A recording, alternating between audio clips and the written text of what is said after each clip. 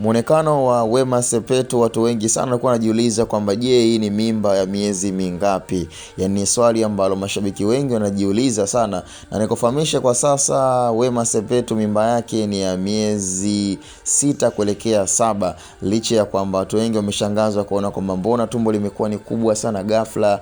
Lakini tukiangalia kwamba kila mwanamke huaga ana umbile la kwake anapokuwa na mimba. Kuna wale ambao wakiwa na mimba miezi 5 lakini bado tumbo linakuwa halijatokeza na huwezi ukawafahamu. Lakini kuna wale ambao mimba tu ikishakuwa ya miezi 3 4 unaanza kuona mabadiliko. Ni sawasawa pia ya dada Wema, ndio maana kwa sasa amekuwa ni mwanadada ambaye hataki kutoka nje. Yaani kwa sasa Wema fanya ufanyavyo, lakini kujionyesha hadharani ameshajua kabisa kwamba hali yake na afya yake imeshakuwa ni ya kitofauti, na mimba ndo kama unavyoweza kuiona, mimba ni kubwa. Kwa mwisho wa siku pia lazima mwenyewe pia awe anajistukia na kuona kwamba ni muonekano kidogo ambao umekuwa wa kitofauti. Kwa hiyo kwa wale ambao mko mnauliza kwamba mimba ya Wema ina miezi mingapi, nikwambie 6 kuelekea 7. Kwa hiyo tutakuwa tumebakiwa na miezi kama 2 ya Madam Wema kujifungua, endapo akajifungua salama salmini. Kwa hiyo ni maombi yetu sisi kama wadau, lakini pia na mashabiki ambao mnamsupport na mnampenda Wema, haijalishi alikuwa na madhaifu kiasi gani, lakini kikubwa